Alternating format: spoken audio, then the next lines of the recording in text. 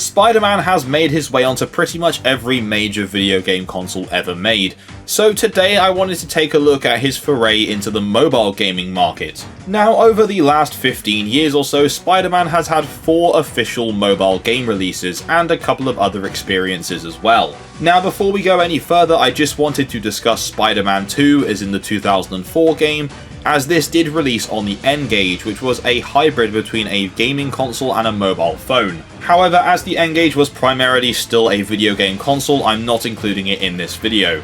Anyway, now we've got the T's and C's out the way, let's get on to our first game. So first up we have Ultimate Spider-Man Total Mayhem, which was published and developed by Gameloft, which is a sentence I'm going to be repeating a lot in this video. Anyway, so the game takes inspiration from the Ultimate Spider-Man comics, and has a story that sees you fighting Sandman, Rhino, Green Goblin, Electro, Venom. It's pretty cool, to be honest with you. Now, I had actually never heard of this game before starting to make this video, and I have to say I'm quite impressed with what I've seen. Bearing in mind this launched on 2010 on iOS, this plays a lot better than some of the 3DS and DS era Spider-Man games.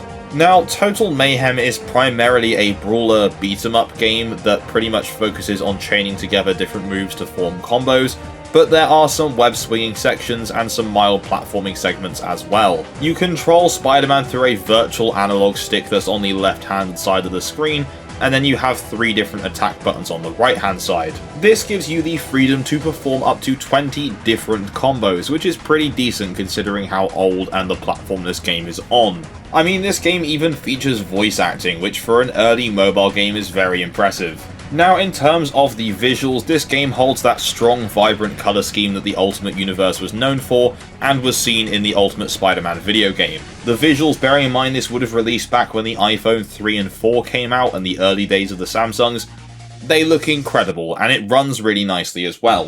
Spidey himself really looks good. Oh my god. I've never looked so good. Now, don't get me wrong, this isn't a perfect game, it's obviously quite simple due to the platform it's on.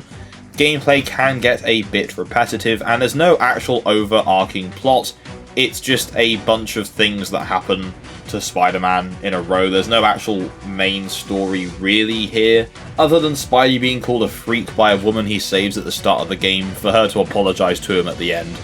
Freak!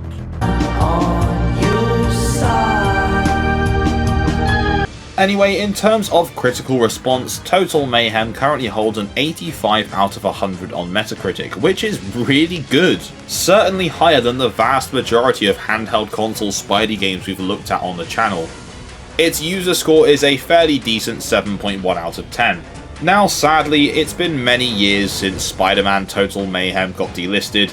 What a shocker, Spider-Man games getting delisted, wow, I've never heard of that one before. However, there are, other ways you can still play this game today, which I can't describe here. Anyway, yeah, Total Mayhem is a pretty decent game, I can't lie to you, it's aged pretty well. Now, before we go any further, if you are a fan of Spider-Man games, tie-in games, then this channel will be perfect for you, so why not hit that subscribe button and tap the bell for notifications of my future uploads. So next up we have The Amazing Spider-Man, which was developed and published by, of course, Gameloft, releasing in June of 2012. I'm not going to beat around the bush here, this game is actually weirdly impressive. This is an open world action-adventure game that honestly I would say is probably better than the console version of this game. I mean, at the very least, it's certainly better than the 3DS and Wii ports of The Amazing Spider-Man. I mean, that is embarrassing for those consoles that there's an open world Amazing Spider-Man game on phones, but they couldn't get one running on the Wii or 3DS. So forget about it, cuz. Anyway, so the plot of this game follows a lot more closely to the film than the other versions of this game do. All the other versions of The Amazing Spider-Man are actually sequels to the film, although non-canon. This version pretty much is just a retelling of the film itself. Once again, you control Spider-Man using the virtual analog stick on the left-hand side of your screen, and attacks and everything else are completed using buttons on the right-hand side of the screen. The game features New York City as its open-world hub area, along with 25 missions up until your final battle with the Lizard. As well as these missions, there are various crimes that you can stop that are ongoing throughout New York as well. Now, I'm going to be real with you, this game's mere existence is just insanely impressive. This would have been running on what, an iPhone 5, something like that, and here we have a full open world that you can traverse around and play around in, and it doesn't just look like a PS1 or PS2 game either. This has fairly modern looking graphics. It's very impressive. Now sadly, the combat system is exactly the same as it was in Ultimate Spider-Man Total Mayhem. They've literally just copied and pasted that into this game.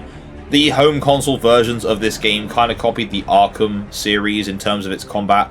That's not the case here at all. It's just the same thing it was in the other game.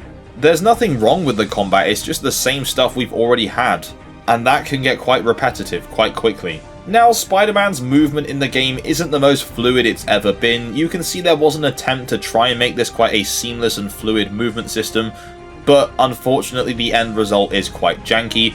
The web swinging lacks any real momentum, and moments between swings are pretty much you just suspended in animation in the air. Wall crawling is just really poor here. I don't know, they definitely tried, and I can appreciate this game for its technical achievements, but in terms of movement, this one really isn't it. Now, in terms of critical response, The Amazing Spider-Man is a bit of a dip from Total Mayhem with a 66 out of 100 Metascore, with critics praising the fact that they've managed to get this game open world on iOS, but with people complaining about the controls and some irresponsive movement and combat. Now, The Amazing Spider-Man... Wait, let's just pause for a second. I want you to guess what I'm going to say next. Is it A, or is it B?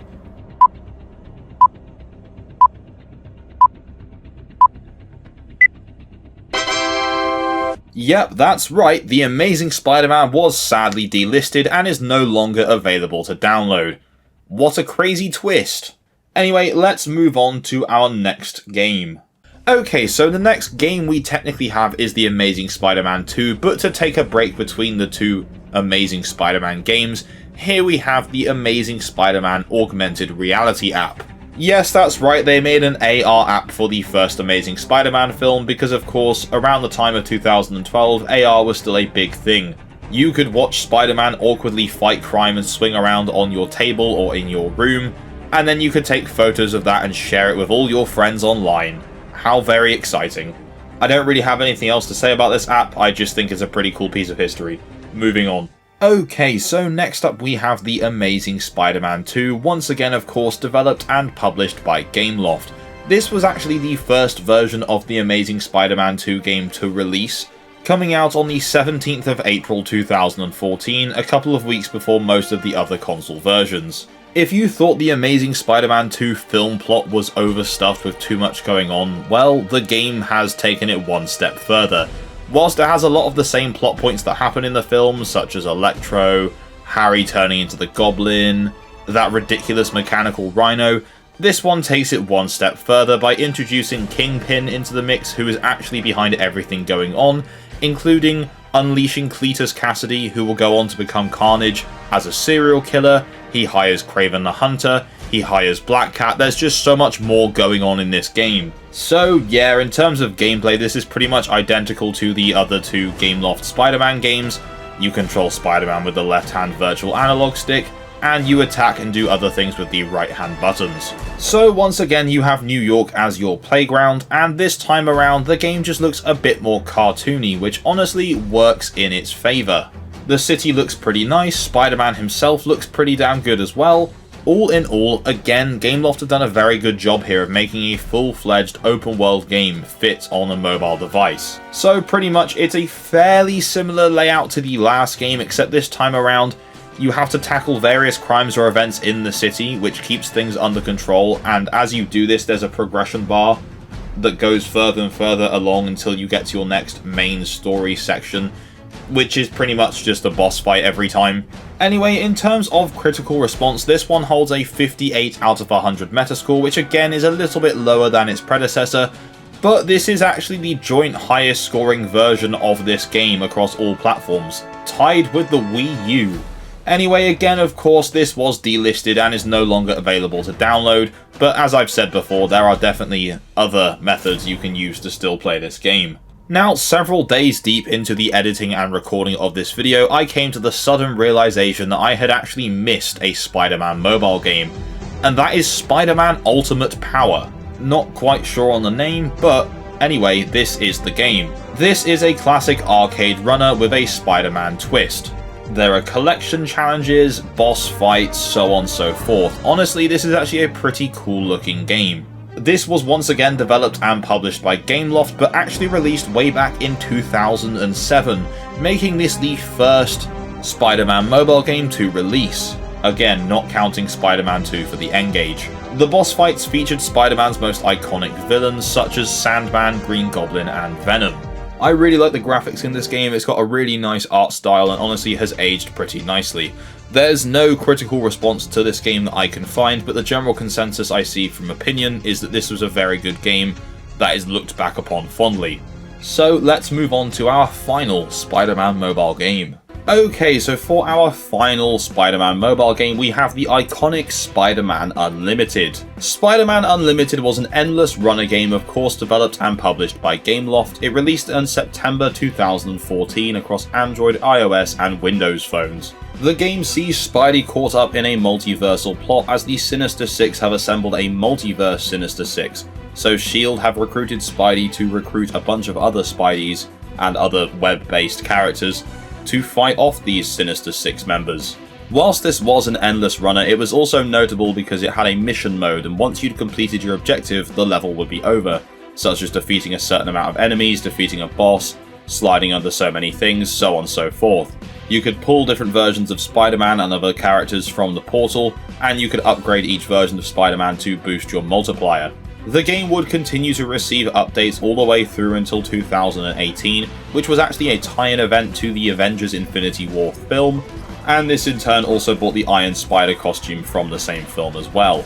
The game was well received by critics and audiences alike, with it currently holding a 79 out of 100 Metacritic score, and it was downloaded more than 30 million times. Sadly, after the Avengers Infinity War tie-in event, Gameloft would announce that the game would be receiving no further updates, and would go on to be shut down on the 31st of March 2019. Which is really weird because there were still other Spider-Man things coming out at the time. You had the Spider-Man games, you had Spider-Man Far From Home that same year. There was really no reason to cut this one off, to be honest. Now, thankfully, the team over at Spidey Hub shared this same opinion, as they have brought back the game that can now be run on emulators and on your phones still today. The link for the Discord server is in the description below. Now, obviously, Spider-Man would go on to appear in a variety of other Marvel mobile games such as Contest of Champions, but this is it for Spider-Man's solo mobile games. So, thank you very much for watching. If you enjoyed this video, please leave a like. If you haven't done so already, subscribe and tap the bell for notifications. And while you're at it, let me know which of these Spider-Man games is your favourite in the comments down below. Mine is, of course, Spider-Man Unlimited. Anyway, I will see you in the next video. Bye bye.